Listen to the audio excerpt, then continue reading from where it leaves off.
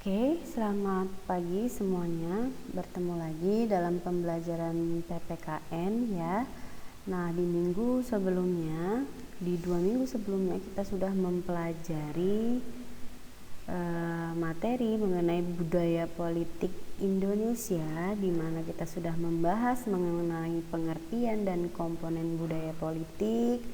Kemudian ada tipe-tipe budaya politik serta model kebudayaan politik.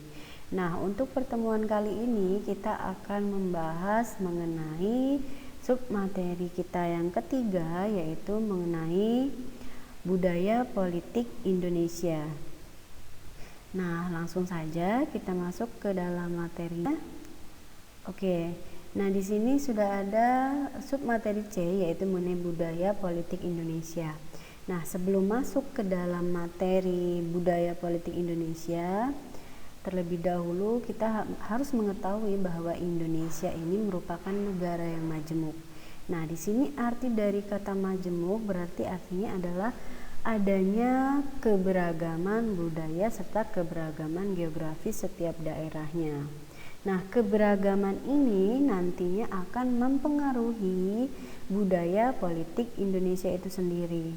Nah, karena banyaknya atau beragamnya budaya dan juga geografisnya Indonesia, maka dalam budaya politik itu sendiri nantinya akan timbul beberapa sub budaya politik di Indonesia, karena setiap daerah memiliki budaya politiknya sendiri-sendiri ataupun memiliki perbedaan budaya politik karena perbedaan dari budaya ataupun kebiasaan ya. Nah, selanjutnya ada beberapa pandangan ahli mengenai budaya politik Indonesia. Nah, salah satu tokohnya yaitu yang pertama ada Nazaruddin Syamsuddin. Nah, ini gambarnya ada di sebelah kanan ya. Nah, beliau merupakan mantan ketua KPU periode tahun 2001 hingga tahun 2005. Nah, beliau mengatakan ataupun menyatakan bahwa budaya politik Indonesia ini tercermin dari Bhinneka Tunggal Ika. Nah, maksudnya gimana? Nah, Bhinneka Tunggal Ika ini kita tahu bahwa Bhinneka Tunggal Ika merupakan simbol dari negara kita Indonesia. Nah, Bhinneka Tunggal Ika tentunya telah dikenal dan juga telah diakui oleh masyarakat Indonesia sebagai simbol dari negara kita.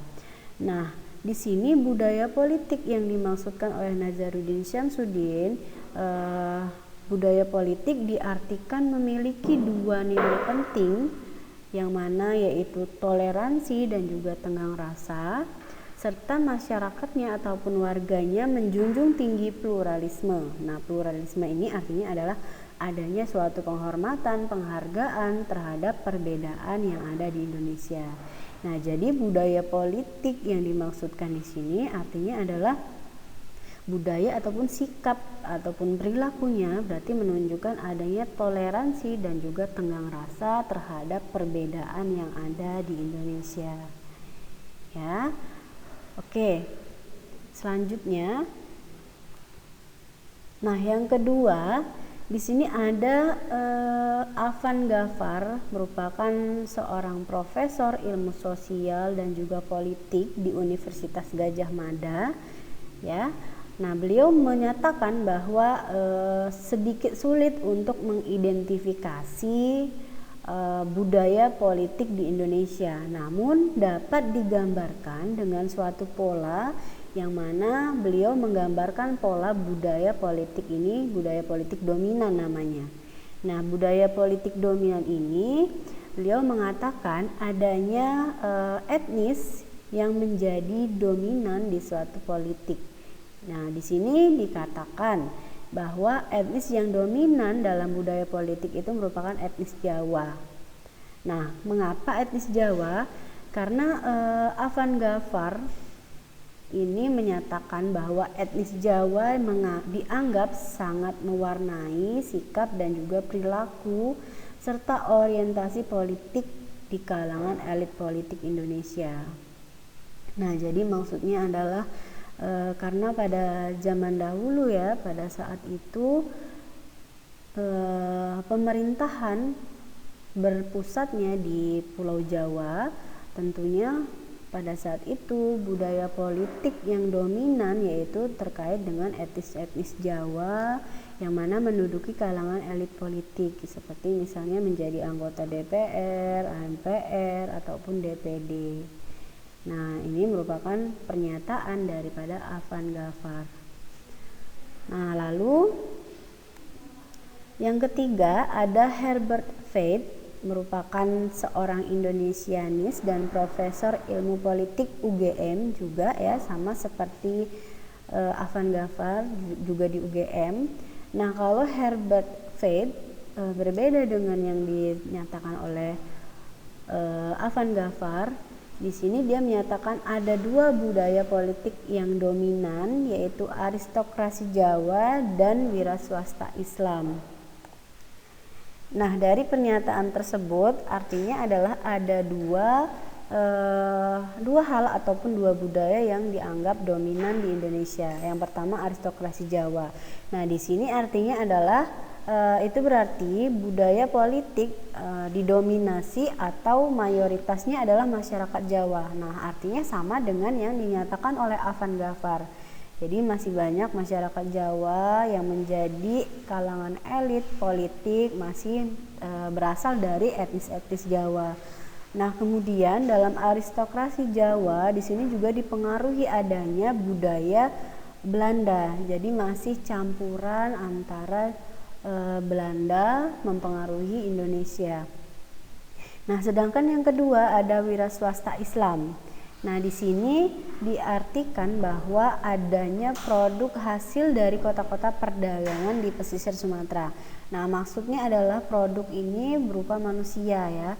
Maksudnya manusianya ini berasal dari orang-orang dari kota-kota perdagangan dulunya. Contohnya dari pesisir Sumatera, kemudian dari Jawa, kemudian dari Kalimantan dan juga Sulawesi, yang mana dulunya merupakan daerah-daerah ataupun kota-kota perdagangan besar. Nah, di sini mayoritas ataupun dominan orang-orang yang berasal dari kota perdagangan merupakan orang-orang yang beragama Islam. Nah, jadi kedua budaya politik dominan inilah yang dimaksudkan oleh Herbert Feith. Oke. Kemudian ada ciri dominan budaya politik Indonesia. Oke, kita lihat yang pertama ya. Jadi yang pertama merupakan pasca reformasi. Jadi pasca reformasi ini berarti artinya adalah setelah jadi pasca reformasi ini yaitu periode setelah pemerintahan dari Presiden Soeharto yang mana digantikan oleh Presiden B.J. Habibie ya. Jadi tahun 1998 Indonesia telah menggunakan budaya politik partisipan. Jadi di sini dilihat adanya kebebasan berpendapat dan juga partisipasi aktif dari masyarakat Indonesia dalam proses politik. Jadi ada sikap kritis terhadap kebijakan pemerintah. Jadi tidak hanya menerima saja kebijakan yang dikeluarkan oleh pemerintah, tetapi juga bisa mengkritisi dan juga bisa berpendapat terhadap kebijakan tersebut. Nah, namun seiring berkembangnya zaman, tentunya budaya politik Indonesia juga akan berubah-ubah ya. Nah, namun perubahan tersebut hanya terjadi pada daerah yang telah maju ataupun perkotaan saja. Nah, lalu bagaimana dengan di perdesaan? Nah, di daerah perdesaan tentunya perubahan hanya terjadi sedikit. Nah, jadi untuk saat ini Indonesia menggunakan budaya politik campuran karena masih adanya daerah-daerah yang belum adanya kemajuan atau masih tertinggal. Jadi masih campuran antara budaya parokial. Parokial ini berarti artinya adalah masyarakat tradisional, masyarakat tertinggal ya. Kemudian subjek ini berarti masyarakatnya sudah mengenal pemerintah namun belum ikut berpartisipasi aktif Lalu yang budaya partisipan ini sudah ikut berperan, sudah mengenal pemerintahan, sudah mengenal kebijakan ataupun politik, dan juga dapat ikut serta berperan aktif serta mengkritisi kebijakan dari pemerintah. Nah, kemudian ada 3 ciri dominan budaya politik Indonesia. Salah satunya adalah adanya hierarki yang kuat, kemudian adanya kecenderungan patronase, dan yang ketiga adanya kecenderungan neopatrimonialistik.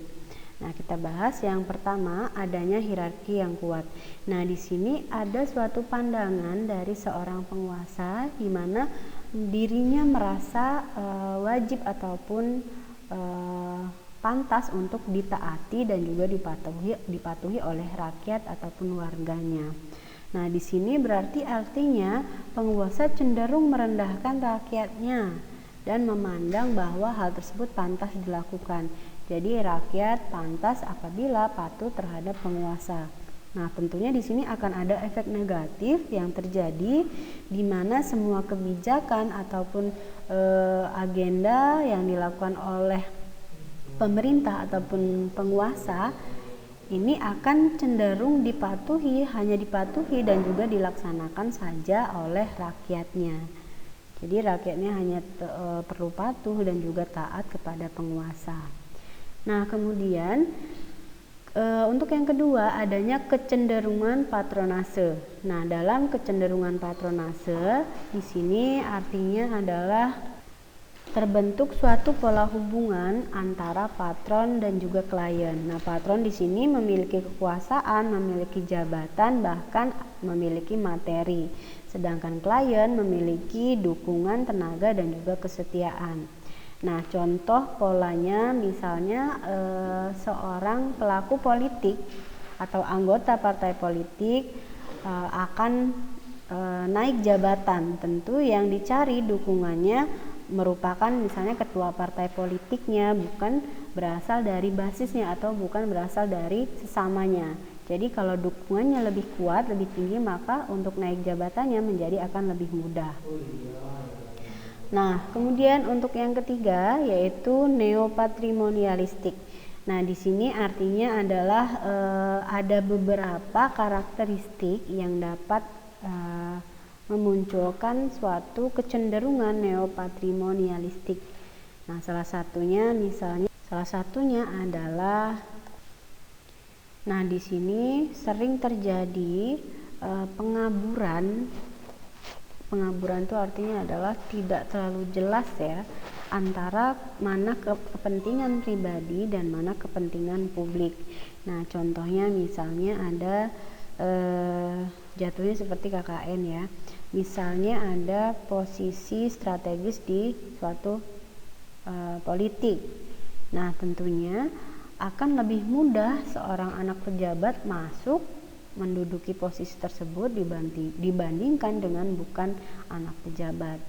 Misalnya lagi ada suatu proyek ataupun tender.